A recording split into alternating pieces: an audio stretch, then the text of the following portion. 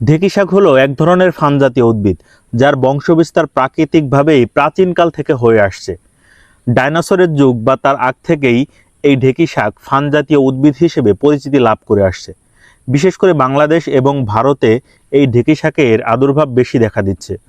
পাহাড়ি অঞ্চলের মানুষ এই ঢেঁকি শাককে খুব যত্ন সহকারে রান্না করে খায়, কারণ ঢেঁকি শাকে রয়েছে বিশেষ বিশেষ কিছু উপকারিতা এবং ঔষধি গুণাগুণ, যা তাদের কাছে প্রিয় হয়ে উঠেছে এই ঢেঁকি শাক।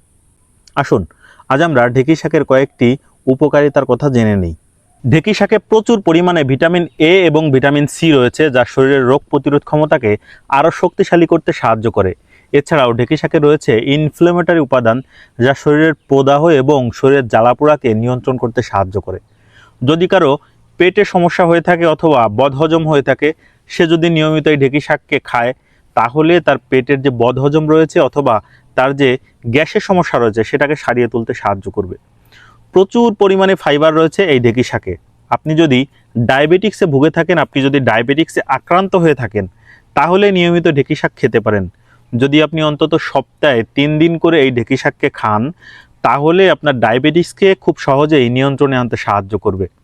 যাদের হাড় দুর্বল হয়ে গেছে, যাদের শরীরে প্রচুর পরিমাণে ব্যথা অথবা শরীর ম্যাচম্যাচ করে, তারা যদি এই ঢেঁকি শাককে নিয়মিত খান, তাহলে আপনার হাড়কে আরও মজবুত করবে এবং আপনার শরীরে যে ব্যথা রয়েছে মোটামুটি সেই ব্যথাকে সারাতে সাহায্য করে এই ঢেঁকি শাক।